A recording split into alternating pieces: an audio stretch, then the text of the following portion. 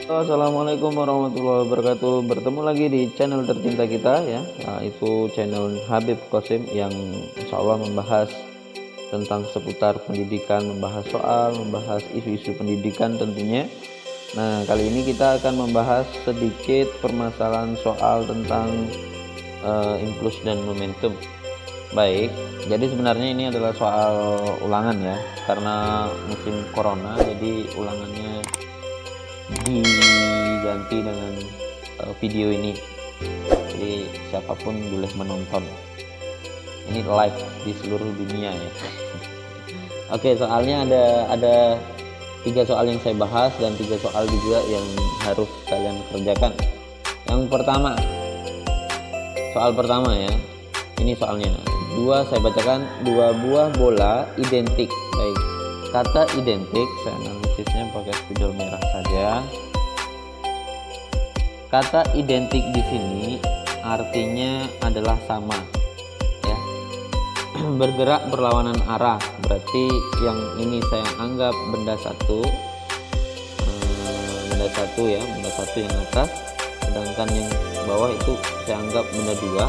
Seperti pada gambar, jika benda satu bergerak dengan kecepatan 2v gitu ya, ini berarti kecepatan benda satunya, ini salah ketik. Bola 2 bergerak dengan kecepatan 3v, berarti ini jumlah momentum yang terjadi. Ini untuk menjawab ini silahkan adik-adik itu nonton video yang ada di deskripsi, supaya bisa. Kalau ada adik kebingungan nanti soal latihannya juga kebingungan, silahkan nonton juga di deskripsi. Oke, langkah pertamanya gimana? Langkah pertamanya kita anggap ketika benda satu bergerak ke kiri ya, bergerak ke kiri, maka momentumnya juga bergerak ke kiri. Berarti di sini saya gambar di sini ya. Maka benda satu gitu, benda satu. Karena dia bergerak ke kiri, maka momentumnya juga ke kiri, P1 gitu. Ya kan? Benda 2 bergerak ke kanan, maka momentumnya juga ke kanan. Oke, P2. Nah, langkah berikutnya adalah kita tentukan mana yang positif, mana yang negatif. Nah, kalau seperti ini saya berasumsi bahwa yang searah sumbu X positif, maka dia bernilai positif. Jadi di sini saya tulis positif gitu ya. Sedangkan yang di sini negatif. Ini benda 2 ya, benda 2. Saya ditanya berapakah besar momentum 1? Momentum 1 itu didapat dari M dikali P1. Sedangkan momentum 2 itu didapat dari M dikali P2. Karena identik tadi ya, di sini ada kalimat identik, maka saya asumsikan masanya sama, berarti M gitu ya. Berarti saya tulis di sini M1 itu sama dengan M2 sama dengan M, karena ada kata identik. Berarti ini berapa ini? Berarti P1 nya itu sama dengan M dikali 2V gitu ya, 2V. Maka didapat P1 nya itu sama dengan 2MV gitu. Sorry, agak kurang kelihatan ya. Nah, P1 nya didapat 2MV. Sedangkan P2 nya sama cara kerjanya. P2 sama dengan M dikali 3V, maka P2 sama dengan 3MV. Apakah ini jawabannya? Tidak ya, yang ditanya adalah jumlah momentum.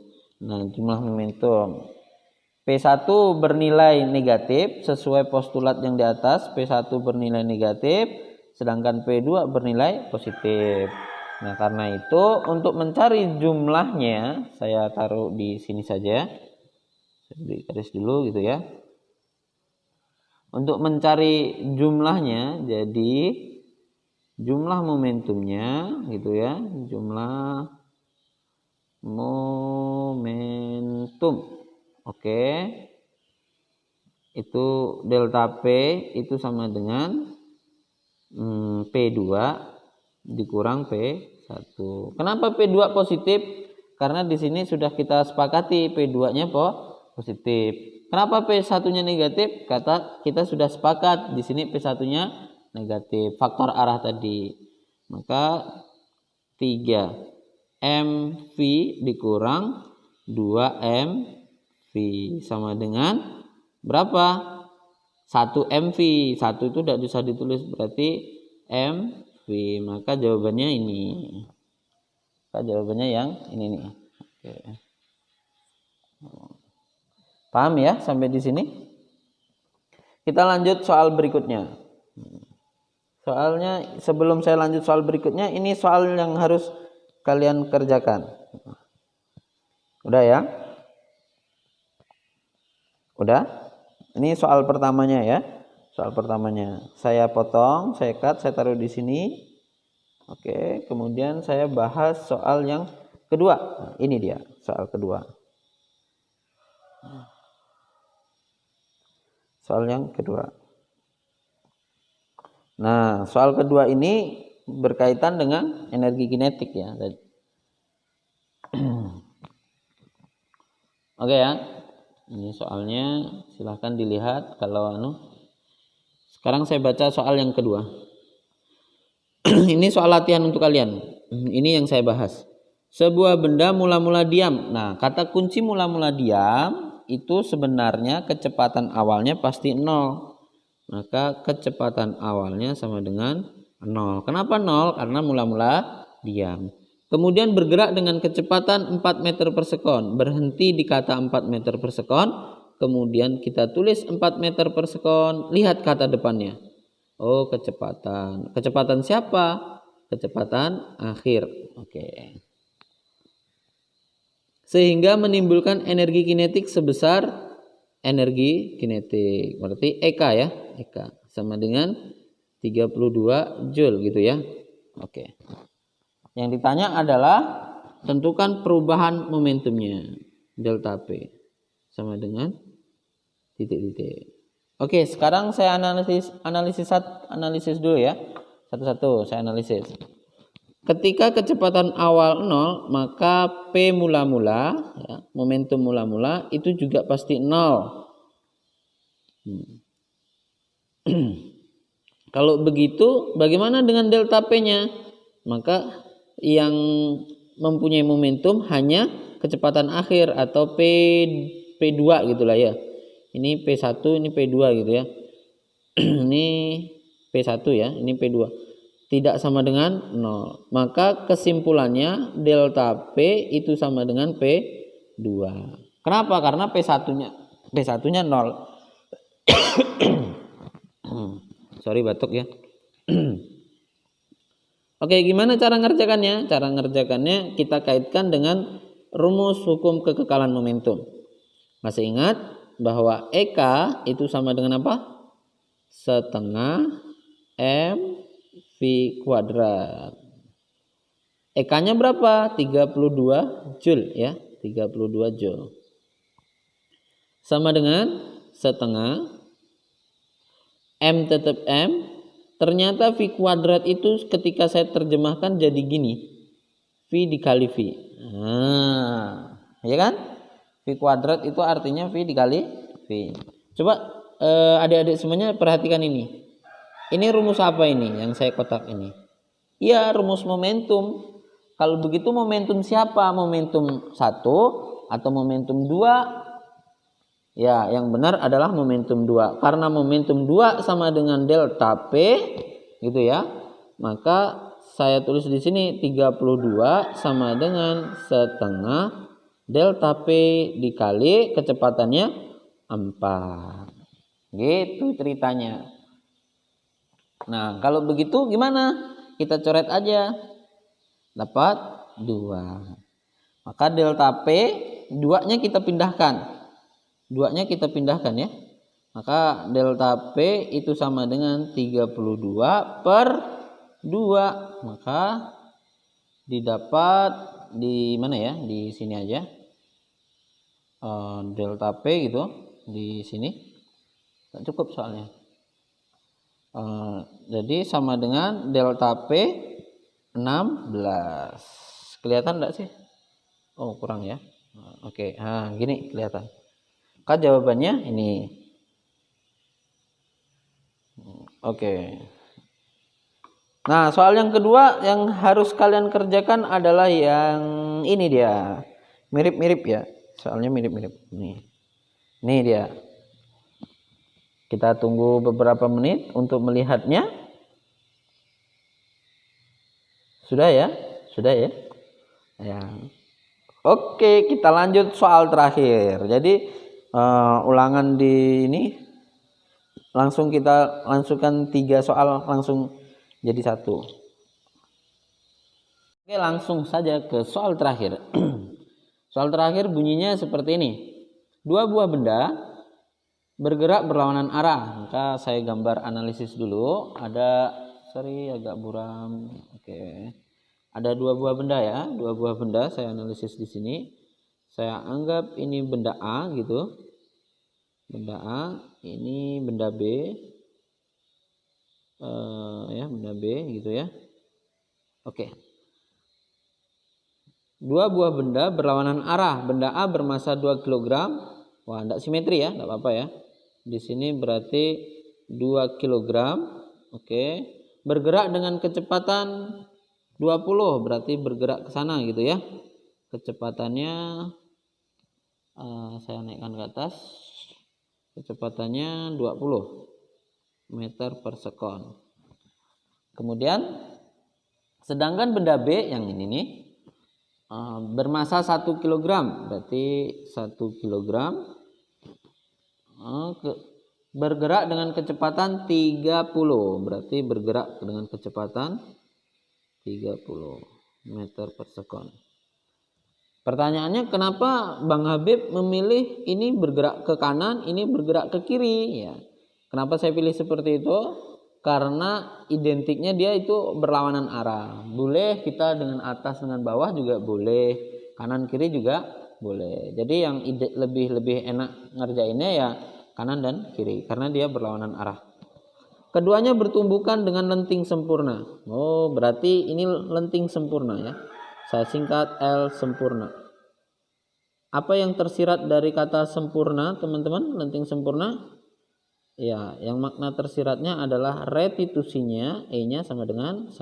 Nanti lihat video yang sebelumnya biar adik-adik semuanya paham. Maka tentukan kecepatan benda A dan B setelah tumbukan. Maka yang ditanya F aksen A dan F aksen B. Oke.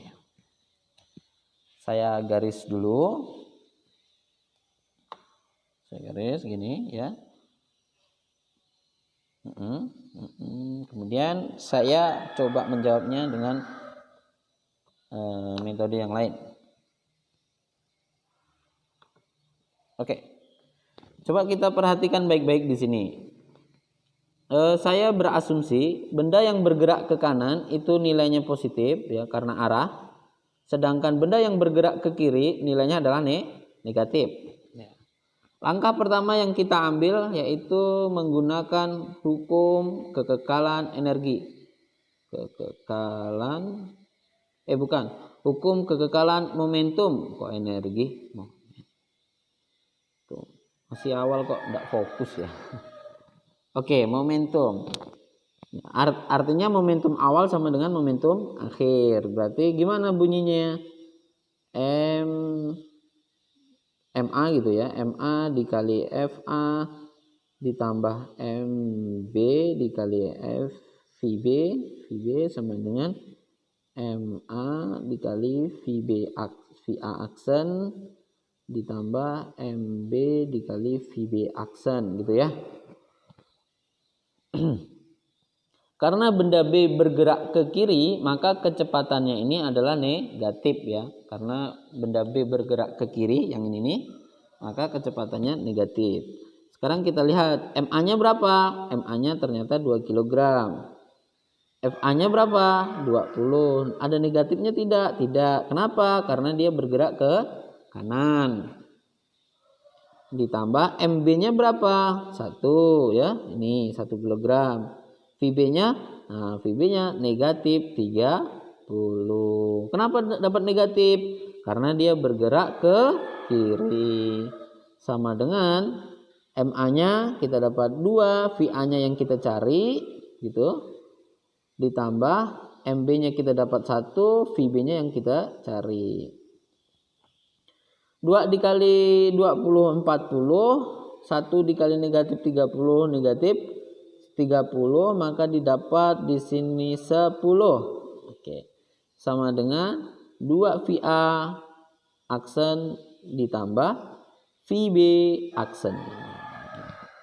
Nah, langkah berikutnya gimana? Langkah berikutnya kita ambil nilai restitusinya. Restitusinya E sama dengan 1. Lihat video sebelumnya bahwa restitusi itu negatif apa? Ayo. Negatif setengah apa? Negatif setengah kok setengah. Negatif dalam kurung V1 VA gitu ya. Aksen dikurang VB aksen. Agak batuk ya. Nah, ini pelan-pelan saja kalau gitu. Per apa? VA dikurang VB gitu ya. VB.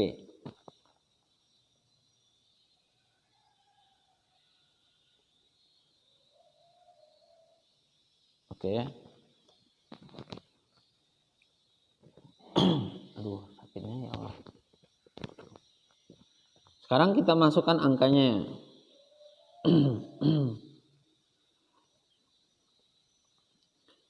E1 ya di sini sama dengan negatif dalam kurung VA aksen dikurang VB aksen per A-nya berapa? 20. Ini dalam kurung min 30 gitu ya. Min 30. Oke. Berarti di sini berapa ini? Sama dengan kenapa dapat min? Karena ini tadi ya.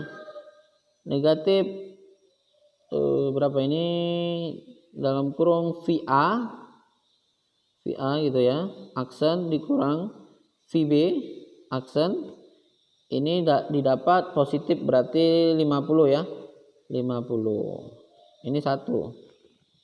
Berarti 50 itu sama dengan negatif VA aksen. Ini dikali ini dapat positif VB aksen. Oke. Kalau sudah seperti ini, maka langkah berikutnya adalah substitusi.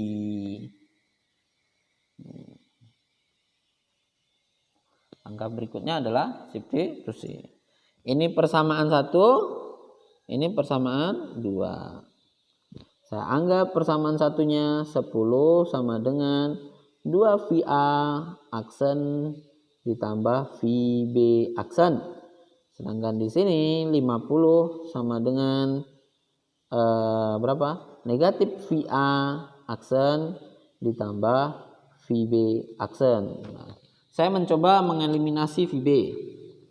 VB saya eliminasi berarti harus tanda kurang di sini. Berarti 10 min 50 berarti min 40. Oke, sama dengan 2 VA min VA berarti min ketemu min positif berarti 3 VA aksen gitu ya. Maka didapat VA-nya VA aksen negatif 40 per 3 berarti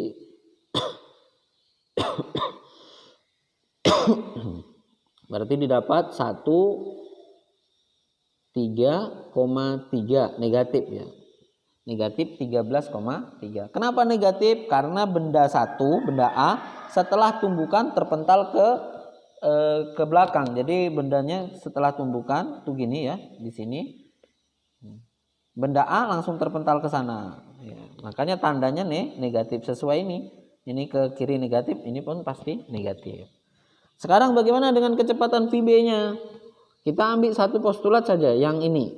Ya, yang ini. Nah, yang ini. Saya ambil yang ini. Maka 10 sama dengan 2 VA ditambah VB. 2 dikali 13,3. Ini negatif ya, negatif gitu. Saya beri tanda kurung ditambah VB. Nah, ini didapat 26 ya, 26,6 gitu ditambah VB. Di sini 10. Oke. Berarti saya perlu VB. Maka pindahkan ini. Negatif ya. Negatif pindah jadi positif. Berarti 10 ditambah 26,6. Maka didapat VB-nya berapa? 36,6. Ini. Oke, sampai di sini saja. Ini aksen ya, aksen. Oke, paham ya?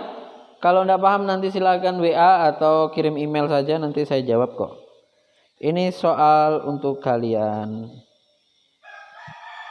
Ya.